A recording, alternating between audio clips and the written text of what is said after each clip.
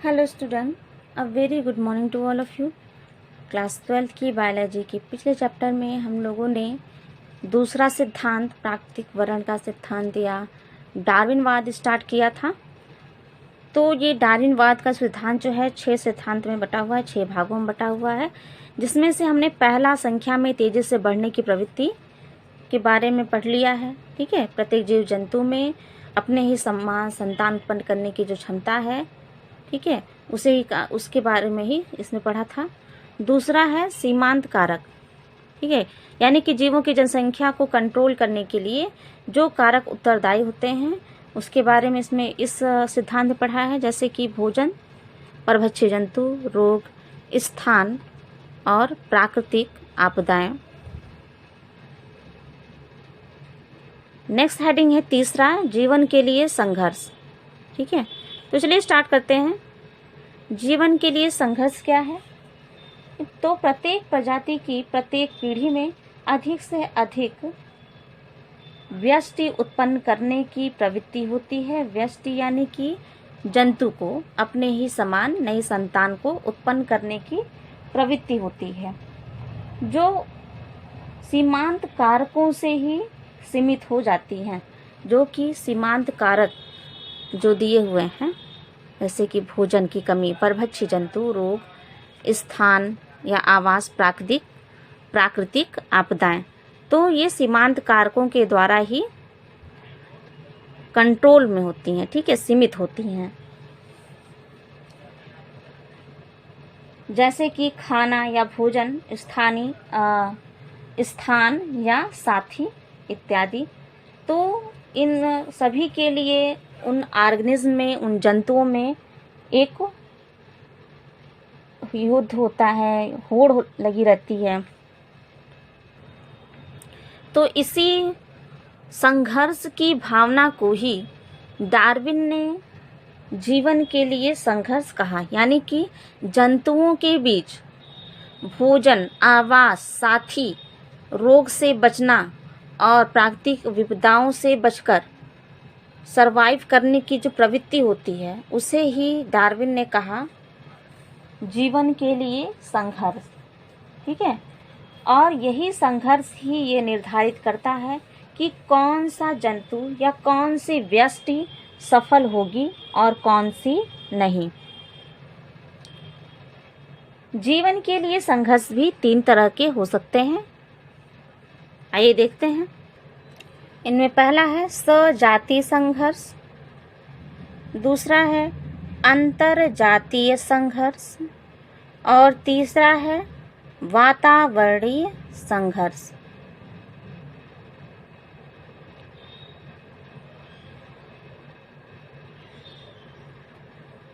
तो चलिए देखते हैं ये सजातीय संघर्ष क्या होते हैं। देखिए, नाम से ही क्लियर है, सजातीय यानी कि अपने ही तरह की जातियों के बीच होने वाला संघर्ष, या फिर कह सकते हैं कि एक ही जाति के सदस्यों के बीच होने वाला संघर्ष ही क्या कहलाता है? सजातीय संघर्ष कहलाता है।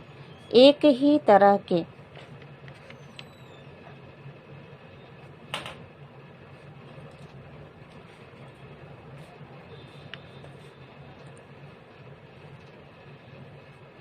जातियों के बीच संघर्ष जो होता है उसे कहते हैं सजातीय संघर्ष।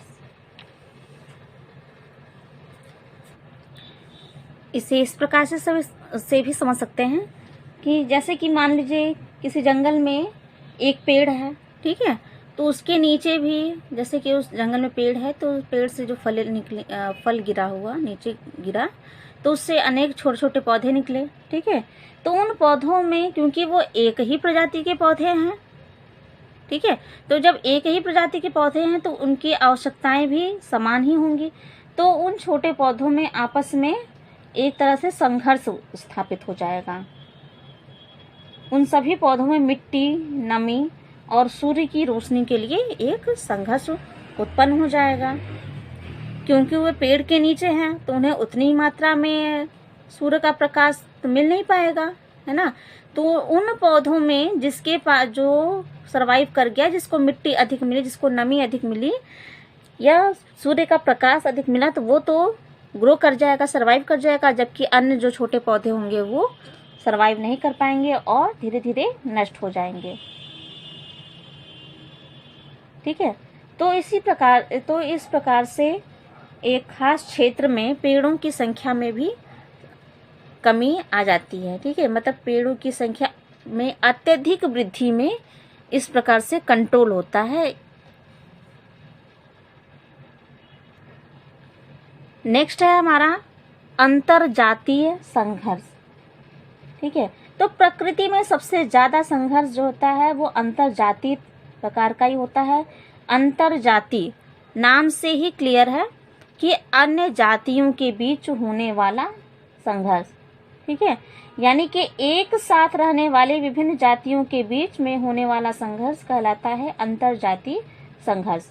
एक जाति दूसरे जाति का भोजन बन जाती है और इस प्रकार के संघर्ष में मनुष्य जो है सबसे अग्रणी है, सबसे आगे है।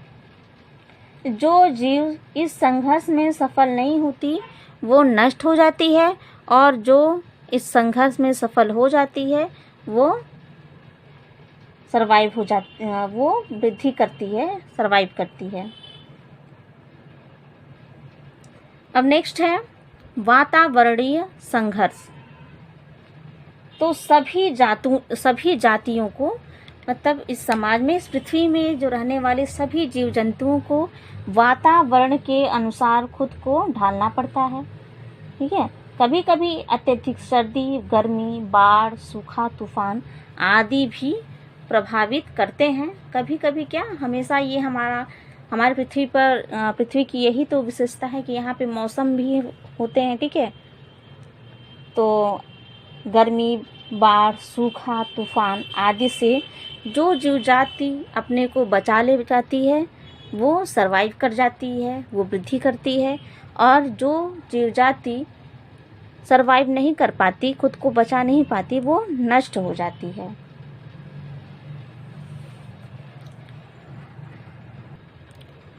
अब चौथा सिद्धांत है विभिन्नताएं, यानी कि वेरिएशंस। तो दो जीव कभी भी एक से नहीं हो सकते। एक ही माता पिता की दो संतानें भी कभी कभी एक से नहीं होती हैं। ठीक है, हमेशा ही होता है कि एक ही माता पिता है तो उनकी संतानें एक समान नहीं होंगी। वो आचार, व्यवहार, गुण या रंग रूप में भी समान नहीं होंगी। जैसे आप ही हैं, आप अपने भाई बहनों को देख सकते हैं, तो क्या आप लोग शक्ल सूरत से बिल्कुल समान दिखते हैं? नहीं दिखते हैं। ये अपवाद है जुड़वा भाई बहनों में। ठीक है, जो जुड़वा हैं उनकी तो रंग रूप में समानता होगी, लेकिन हम कह सकते हैं कि व्यवहार बिल्कुल समान नहीं होगा। ठीक है, व्यवहार और गुण में असमानता होगी ही होगी। तो जो जीवों के बीच जो विभिन्नताएं हैं, इसी के बारे में हम इसमें पढ़ेंगे कि विभिन्नताएं जो हैं जैव विकास की ही एक मूल आवश्यकता है, क्योंकि इसके बिना जैव विकास नामुमकिन होता है। और ये विभिन्नताएं भी दो प्रकार की होती हैं। पहली तो वह होती हैं जो पीढ़ी दर पीढ़ी वंशानुगत होती जाती हैं, और दूसरी वह होती हैं जो केवल उस जीव के जीवन काल में ही होती हैं। ठीक है, और वो वंशानुगत नहीं होती। ठीक है, विभिन्नताएं कितने प्रकार की होती हैं? विभिन्नताएं भी दो प्रकार की होती हैं। पहली ऐसी विभिन्नताएं जो जीव के साथ उनकी अगली पीढ़ी में भी वंशानुगत हो जाए, और दूसरी विभिन्नताएं क्या होती हैं? वो केवल एक ही जीव के जीवन काल में हो, लेकिन वंशानुगत न हो। ठीक है, अब नेक्स्ट है सिद्धांत हमारा योग्यतम की उत्तरजीविता, सर्वाइवल ऑफ द फिटेस्ट। तो डार्विन के अनुसार जीवन के संघर्ष में वही जीव सफल होता है जो वातावरण के अनुरूप अनुकूलित हो जाता है। ठीक है, तो जो वातावरण के अनुरूप खुद को ढाल ले वह अधिक सफल जीवन व्यतीत करता है, और इनकी जनन क्षमता भी अधिक होती है तथा ये अगली पीढ़ी में स्वस्थ संतानों को उत्पन्न करते हैं। ठीक है, और जिससे कि एक अच्छे लक्षण वाला संतान जो है वो पीढ़ी दर पीढ़ी, या फिर कह सकते हैं एक अच्छा लक्षण ही है, पीढ़ी दर पीढ़ी वंशानुगत हो जाता है। और इस प्रकार से उत्पन्न संतानें जो वातावरण के प्रति अत्यधिक अनुकूल होती है। और ऐसे जीव जंतु जो वातावरण के अनुकूल खुद को ढाल नहीं पाते वो नष्ट हो जाते हैं। इसी को ही डार्विन ने प्राकृतिक वर्ण या चयन कहा। तो डार्विन ने प्राकृतिक वर्ण द्वारा योग्यतम की उत्तरजीविता को लैमार्क के जिराफ के द्वारा समझाया। अब हम थोड़ा सा लैमार्क बाद में चलते हैं। लैमार्क ने जिराफ का जब उदाहरण दिया था तो उन्होंने कहा था कि पहले जिराफ की गर्दन और अगली टांगे जो थी कैसी होती थी, छोटी होती थी, लेकिन जब वातावरण में परिवर्तन हुआ तो जो जिराफ वातावरण में परिवर्तन हुआ तो जो छोटे पेड़ पौधे थे वो नष्ट होने लगे, और वो नष्ट हो गए तो जिराफ को भोजन की आवश्यकता की पूर्ति के लिए अपने अगली टांगों को और गर्दन को उचकाना पड़ा ताकि वो ऊंचे पेड़ की पत्तियों को खा सके, है ना। और ये उचकाते रहने से पीढ़ी दर पीढ़ी जो है ये कैरेक्टर, इनकी अगली लंबी टांगों का और लंबी गर्दन का जो कैरेक्टर था वो अगली पीढ़ी में भी वंशानुगत होता गया। ठीक है, तो डार्विन ने कहा कि जिराफ की गर्दन तथा पैरों की लंबाई में अत्यधिक विभिन्नताएं होती हैं, और घास के मैदानों की कमी के कारण उन्हें ऊंचे पेड़ों की पत्तियों पर निर्भर होना पड़ा। तो इसके फलस्वरूप ऐसे जिराफ जिनकी लंबी टांगें और लंबी गर्दन पहले से ही थी वही अपना भोजन प्राप्त कर सके, जबकि जो छोटी गर्दन वाले और छोटी टांगों वाले जिराफ थे उन्हें भोजन नहीं मिला तो वे मृत्यु को प्राप्त हो गए, वे नष्ट हो गए, और केवल वहाँ पे लंबी गर्दन वाले जिराफ ही बचे, और वही कैरेक्टर फिर अगली पीढ़ी में चला गया। ठीक है, यानी डार्विन कह रहे हैं कि पहले से ही प्रकृति में लंबी गर्दन वाले और लंबी टांगों वाले जिराफ थे। ठीक है, और उनके साथ ही छोटी गर्दन वाले और छोटी टांगों वाले जिराफ भी थे। तो जब वातावरण में परिवर्तन हुआ तो छोटी गर्दन और छोटी टांगों वाले जिराफ जो है वे ऊंची पेड़ की पत्तियों तक नहीं पहुंच सके, जबकि लंबी गर्दन वाले और लंबी टांगों वाले जिराफ पहुंच सके, इसलिए वो सरवाइव कर पाए। नेक्स्ट हेडिंग है नई जाति की उत्पत्ति। तो वातावरण कैसा है, परिवर्तनशील है, जिससे जीवों में उनके अनुकूलन रहने के लिए विभिन्नताएं आ जाती हैं, और यही विभिन्नताएं पीढ़ी दर पीढ़ी जीवों में इकट्ठा होती रहती हैं। और यही जीव जंतु जो है विभिन्नताओं के कारण, जैसे कि एक पीढ़ी में विभिन्नता आई, फिर उसके बाद अन्य जो पीढ़ी है वो अपनी जो पूर्वज पीढ़ी है उससे विभिन्न हो गई। ठीक है, तो पीढ़ी दर पीढ़ी विभिन्नताओं के आने से जो एकदम नई पीढ़ी होती है वो अपने पूर्वज से बिल्कुल ही भिन्न होती है।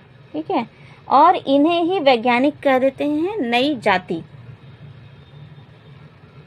जब विभिन्नताएं पीढ़ी दर पीढ़ी जीवों में इकट्ठा होती रहती हैं तो धीरे धीरे वह अपने पूर्वजों से इतने भिन्न हो जाती हैं कि वैज्ञानिक इन्हें नई जाति की संज्ञा दे देते हैं या नई जाति का नाम दे देते हैं। और इसी के आधार पर डार्विन ने जाति के उद्भव का सिद्धांत प्रस्तुत किया। तो इस प्रकार से डार्विन के जो 6 सिद्धांत थे वो कंप्लीट हो गए। नेक्स्ट हेडिंग है डार्विनवाद की आलोचना। डार्विन ने जैव विकास के सिद्धांत की बहुत ही उपयुक्त व्याख्या की थी, लेकिन इनके सिद्धांतों में भी कुछ कमियां रह गई थी, जिसके कारण कुछ अन्य वैज्ञानिक जो थे जिनका नाम है एडम सेजविक और रिचर्ड ओवन ने इनकी आलोचना भी की है कुछ बिंदुओं के आधार पर। आइए देख लेते हैं वो कौन से हैं। देखिए पहला है, यह योग्यतम की उत्तरजीविता समझाता है लेकिन योग्यतम का आगमन नहीं समझाता। ठीक है, डार्विनवाद का जो सिद्धांत है ये कहता है कि योग्य है, जो योग्य है वही जीवित रहेगा, लेकिन वो ये नहीं समझा पाते हैं कि योग्य आते कहाँ से हैं, योग्य जंतु जो है उनकी उत्पत्ति होती कहाँ से है। नेक्स्ट है, नए उपयोगी अंगों के आवश्यकता से अधिक विकसित होना हानि पहुंचाता है। डार्विन का कहना था कि वातावरण के अनुसार जो खुद को ढाल लेता है वो जीव जंतु जो है, उन जीव जंतुओं के अंदर कुछ उपयोगी अंगों का विकास हो जाता है, लेकिन यही उपयोगी अंग जब आवश्यकता से अधिक जो वृद्धि कर जाते हैं तो वो उन्हें हानि भी पहुंचा सकते हैं। ठीक है, जैसे कि एक जंतु है जिसका नाम है सैबर चीता नाम है इसका, तो उसमें दांतों का बहुत ही अधिक विकास हो गया था उस चीते में, और यही दांत जो है उनकी मृत्यु का कारण बन गया। इसी प्रकार से एक अन्य जंतु है जिसका नाम है जेफरसन मैमोथ। तो ये मैमोथ जो है छोटा जीव था, लेकिन इसके भी दांतों में विकास हो गया था बहुत ही ज़्यादा, बिल्कुल हाथी के दांत की जैसे। जैसे हाथी में आपने देखा है ना कि इस तरह से दो दांत होते हैं, जो आगे वाले दांत होते हैं हाथी के, तो इसी प्रकार से मैमथ में भी दो दांत जो हैं इनके अधिक विकसित हो गए, और इन्हीं दो दांतों की वजह से ये मैमथ जो है मृत्यु को प्राप्त कर गया। इसी प्रकार से आयरस बारहसिंगा है, तो आयरस बारहसिंगा जो है उसकी सींग में बहुत ज़्यादा वृद्धि हो गई, तो सींग में वृद्धि होने से इसकी मृत्यु हो गई। ठीक है, जैसे कि अगर मान लीजिए कोई शिकारी इसके पीछे पड़ा तो ये सींग जो है, सींग के कारण अपने झाड़ियों में फंस जाता था, जिससे ये शिकारियों के हत्थे चढ़ जाता था, तो इससे भी इनकी मृत्यु ही हुई। नेक्स्ट इनका है दैहिक तथा जैनिक कोशिकाओं की विभिन्नताओं में अंतर। दैहिक तथा जैनिक कोशिकाओं की विभिन्नताओं में अंतर।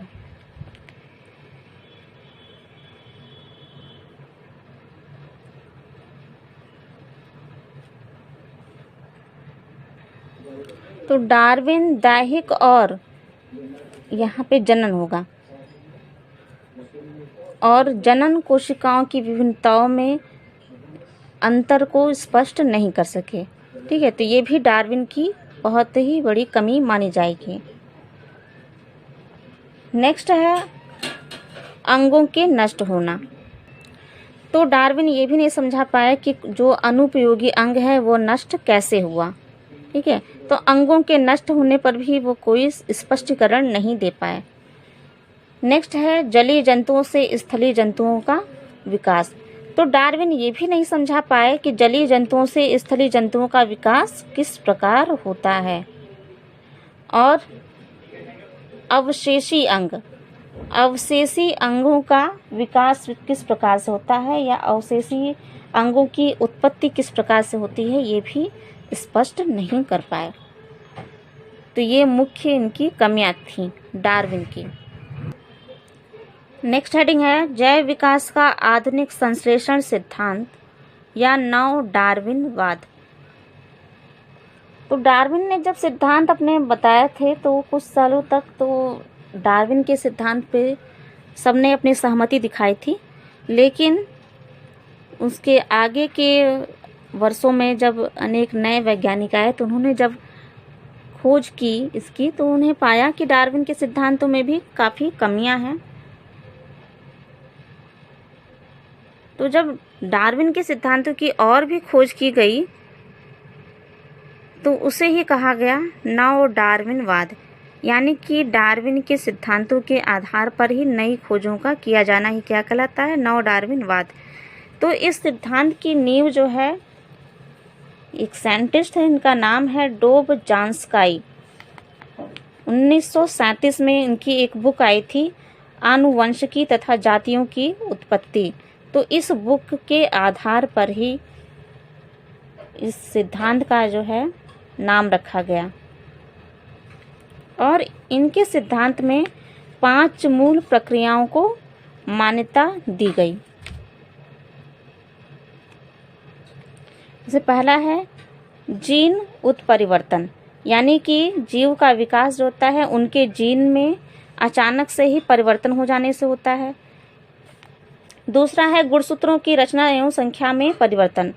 ठीक है, जो जीन्स में गुणसूत्र पाए जाते हैं उन गुणसूत्रों की रचना और संख्या में परिवर्तन होने से नए जीव जातियों की उत्पत्ति होती है। जीन पुनर्मिश्रण, जीन के आपस में मिश्रित हो जाने से, मिल जाने से नए जीव जातियों की उत्पत्ति होती है।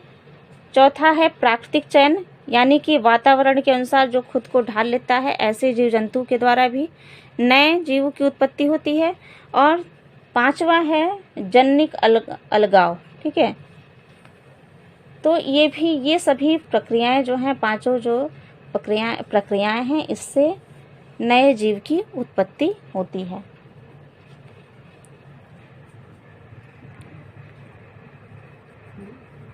अब हम नेक्स्ट पढ़ेंगे उत्परिवर्तनवाद।